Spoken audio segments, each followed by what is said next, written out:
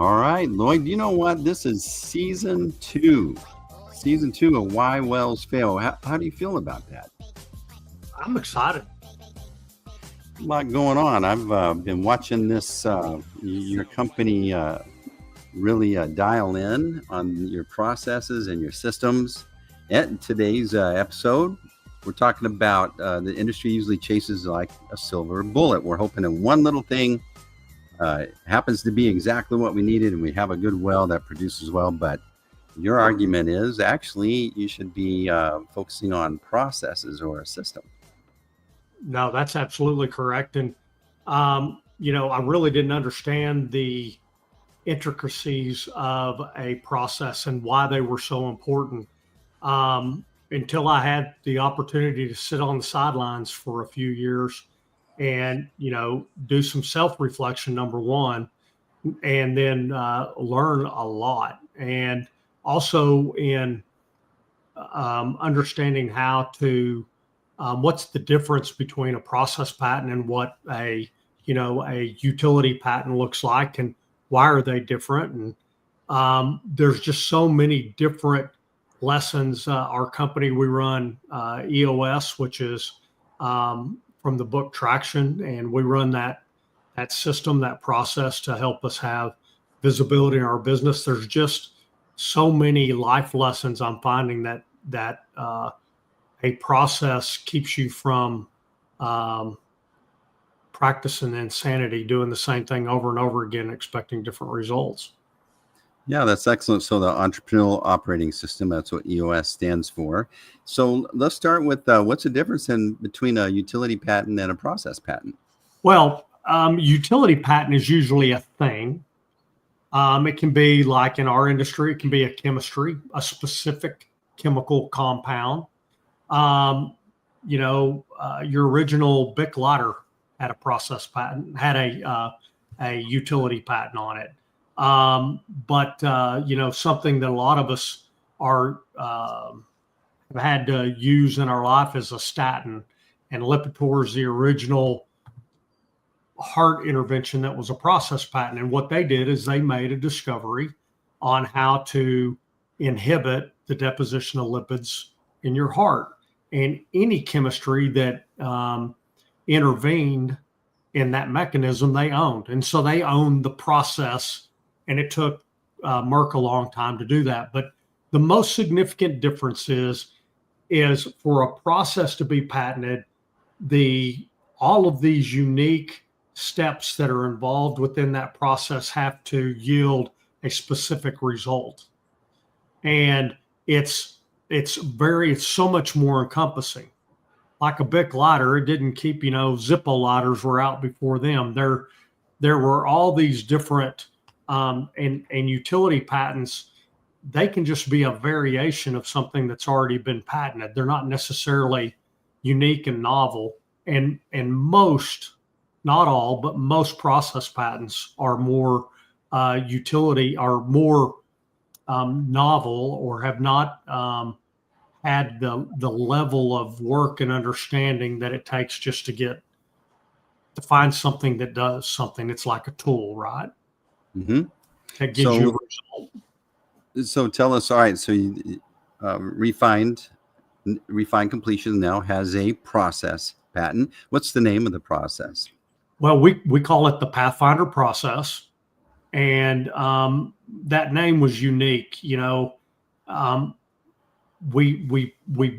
talked about being trailblazers, and it would probably be really apropos to be called Trailblazer, because one thing about Pathfinders and Trailblazers is they're going places nobody else has gone before. And in this case, our process patent is thinking completely different than what the conventional wisdom has been in fracking technology and the ability to produce more oil and gas out of a well than the conventional practices of fracking have been for the last 20 years.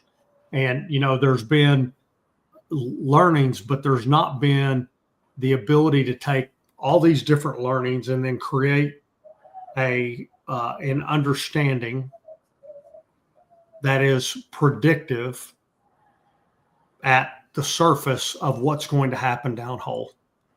And what was so unique about our patent is the fact that our prediction models, there's so many different prediction factors that we discovered that are now patented, that have been vetted, that make us unique. Whereas we can claim, if you do this, this is the result you're going to get. And, I go back to, you remember when we were working together at Smart Chemical, and we trademarked the phrase, water is everything. Mm-hmm. Well, we're pulling that bad boy back out because, and we bought it from Smart as part of the package when we bought the company. But again, water tells us if the well's healthy or not. And that's part of our process patent. And there's multiple different measurements that the water shows us that from what we predicted in the laboratory is actually happening in the well. And so we had a presentation this morning that was really dynamic, because they had gone through our process and another one, and to be able to see real time over the last 90 days, the differences in what the water says is happening, even though you don't see all of the benefits of the production yet. As we've talked about many times, a process patent is not event driven. A utility patent or tools that are driven, they're usually about a singular event, not a long-term progression. That's something else that I'm learning. That's a big difference. Yeah, so this is totally different thinking in your industry, in that when we talk about a process, the assumption that I originally, when we started talking, was that all wells are the same. But your process is exactly saying the opposite. Your well is unique. And so the Pathfinder process finds the exact recipe for that well to perform at its what you would want it to perform at, as expected. Yeah, and like we've talked about, Steve, there's operational concerns. You can create the perfect so-called recipe, but these wells, the geology, they're heterogeneous, homogeneous. And what I mean by that is we're only getting to look at this well bore. And outside of that, we're making educated assumptions, right? That it's more of the same as we go through the lithology and how what the depositional planes are. But what the unique thing is that we utilize three key components as part of this process. And these three are universal to oil and gas geologies. There's clay, there's quartz, and there's carbonates. And understanding the ratios of those three materials and how they respond to being fracked with whatever your frack source water is, under those conditions in that environment, it doesn't matter where we are in the world, it works. It doesn't, I call our models agnostic. It doesn't really care where it's from. It cares what it sees. And again, that's another thing about a process. So many times we identify things and we think, oh man, this is the perfect product for everything. Yeah, not so much. I've yet to find that out, right? Mm-hmm. So what, I'm thinking, when you say water is everything, let's talk about that a little more, because that's your finger on the pulse of what's going on in that well. That's how you're verifying what your thesis was, how you approach the well. And now we're actually measuring whether it's working or not, and how to, refine it? That's correct. Well, and here's two real significant things, right? We have two knowns. We have the water that we put down the well, and for the most part, there are caveats, but for the most part, it's a very well known what we're putting down hole. And then it's absolutely a known what we're getting back. But her process gives us the ability to see all of the nuances of what this water's telling us. If you think of the advancements that we've been able to go over the last 80 years in medicine, from knowing your blood type to now knowing your DNA and then your subchromosomal, all of that stuff. Well, that's where we're going with this geology, is that we're able to get more markers, DNA markers, and different effects based on the ratios of those three materials. And within all of that, having one constant that doesn't change. And so it gives you the ability to measure. So that's really a lot of fun. So your process, all right, we're all assuming and that this process is going to make this well produce better, but it's also impacting, just like a process has many variables that we're wanting to know and address, to optimize. There's other areas of this operation that we're optimizing, not just the well, correct? Well, there are, and that's again to the process. All right. So a process has multiple variables. Would we agree on that? Mm-hmm. So there's multiple impacts, and right now we've identified 5 different mechanisms of failure. And when we go to failure, does it, number one, it hurt the production of oil and gas? Because you got to make money, right? I mean, we're investing a lot in these wells, and if it doesn't help make wells more profitable, then it's not a benefit. It's really hard to get there without that ability. Number 2 is, does the process extend the life of the well? Because if it's more profitable for longer, that's a benefit. And then we bring in a third component. What is the environmental impact of the process? And originally, that's what we were 100% focused on.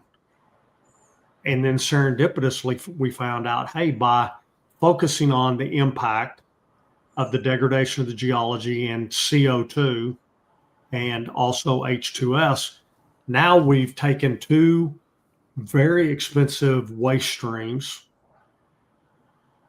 and learned how to leave them predominantly in the geology as a mineral instead of converting them to something else.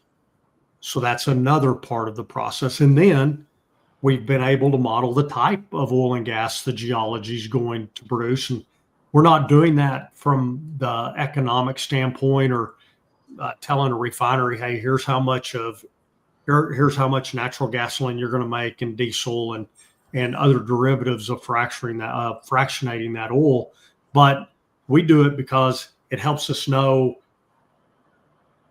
how sensitive the geology is. Because if you've got to move, hydrocarbons come in different lengths, different chains. And, the gas that you burn in your home is usually like a C4, a C5. You go ethane, methane, butane, propane, and you go up the ladder to gasoline, diesel, and those get longer. That's why they have more energy per unit volume. And but they also are bigger molecularly. And the bigger the molecule, the more sensitive it is to be released from the geology in an unconventional environment. And so that's another component that we're looking at as part of this process. And then you take in, all right, what's the impact of the bottom hole temperature? What's the impact of the ultimate confining pressures that we have down hole? What is the and this is another part of our process, we mathematically have the ability to calculate the bottom hole pH. And that was validated by the German scientists at their PTO. And we're the only company in the world that has the ability to calculate downhole pH, because that helps us also understand all of these mechanisms and how they're coming about. So, these 5 components or 5 mechanisms with a foundation of a 3 mineral species. If you take 3, that foundation of 3 with the 5, that's 243 different mechanisms, 3 to the 5th power, that we measure. Again, process. Awesome. So to just quickly recap, run through those 5 just in a quick recap for me. As far as, the 5 mechanisms of failure: clay swelling, clay migration, degradation of the carbonate, and liberation of pyrite, and then the size of the molecule. So those 5 different components are being measured. And then it's really probably even more than that, because it's all about the ratios of those.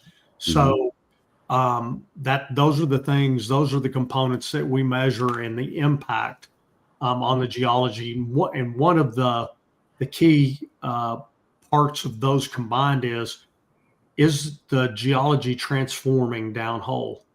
And are we taking it from one type of carbonate to another type during the degradation? Because we could go on and on. We got plenty more in this season too. So I think I'll just stop right there. All right, excellent. So 3 to the 5th power of variables that we need to know and address so that we can produce a great well. And so you've implemented an AI solution to help run through those variables, or you have a major significant data set that's used to there's 3 separate algorithms that we run within that, and doing thousands of calculations each. And then when we take our water databases, that's where we're taking really millions of data points within the water analytics that we've collected over really the last 11 years, that our database is really solid. And that's where we're utilizing AI to help us see much quicker what we're missing, or what we're discovering, I guess is what we really should say. Okay, so in there, you had mentioned something we haven't talked much about, and that we're going to discuss further or more in depth over this next season. Let's talk about the CO2, or the carbon. What do you want to share about that at this moment? Well, I think just know that there's a process of mathematically and physically measuring the impact of our process on the generation of CO2. And there's ways to monetize that benefit. And we're going down the road of establishing the ability to help our operators monetize the benefit of using our system. And I'm speaking a little bit, not completely clear intentionally, but it is in a world that cares about reducing the amount of CO2 and other greenhouse gases that are being produced. We have that ability in this process, and we're the only one that we found. There's a lot of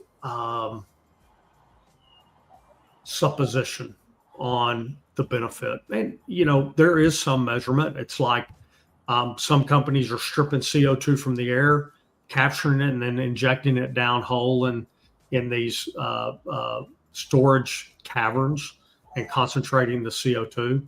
But is it really a long-term benefit? Are there any detrimental side effects of pressuring all that up and putting it down into the Earth's crust? We don't know.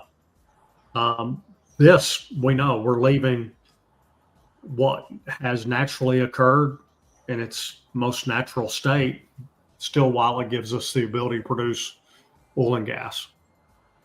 So often in the legacy processes, it would release that is what I would assume. That's a great way to say it. What is currently being released by the processes utilized in the industry can be suppressed and mitigated for the life of the well. Yeah. And so, this water is everything is how we're, I asked, it's how we keep a finger on the pulse of how that well is performing. And it's important because you guys named it that, and you have that trademarked or patented. Water is everything's trademarked. Okay. So let's talk a little bit more about the significance of that. And then I want you to kind of talk about well, ultimately it's what all the studies show that we have is the better we get the water off the rock, the more oil and gas it produces with low CO2 and H2S for the life of the well. And so that's one of the keys. We're putting water in. We want to make sure whatever we put in, we get out. There's multiple benefits is by getting it back out, we don't have to come back and replace it. We can recycle it and ultimately stop using freshwater resources by creating, known quantities and volumes of water and not have to keep putting it back in an injection well. So that's one of the components of water. The second component is what's in the water. What's in the water is just like, again, what's in our blood. And it tells us, did we stop the process from happening where the geology is degrading and producing CO2 and H2S? And there's multiple metrics that we look for within that. And they're based on a couple of constants that we discovered for our patent. And so the math has been vetted and it's been found and deemed solid. And then the water over time helps us be predictive. Is it becoming corrosive at some point in time? Because the natural evaporite that this water came from, ocean water, in the state that it is trapped in this reservoir or in this resource rock, when it enters the wellbore, it can be corrosive and it can be cause scale. And so we can see that and predict when they need to start interventions down hole, chemical interventions to keep the precipitants and or the corrosivity of that fluid from damaging their equipment. Which causes them to incur more operational costs, replacement, penalties, or additional cost to just. It just makes it's funny. It makes the wells age faster. If you're not paying attention to that, it's kind of like your well's going to get arthritis. That's what the scale's like. And you got to break it off and you got to go in and clean it up like a doctor has to do your knee, or you're going to have the corrosion aspects are, you're going to be a year old and you're going to look like you're 5 years old, or, correlate that. You're going to age, the well's going to age in dog years rather than what its natural progression should be. Yeah. So dog years just means it's more expensive. You got to replace your stuff sooner. More expensive and don't live near as long. Yep. So we're starting season 2, and I'm just curious, when you think about over season 1, how did our theme change, and how do you see the future theme of this season 2?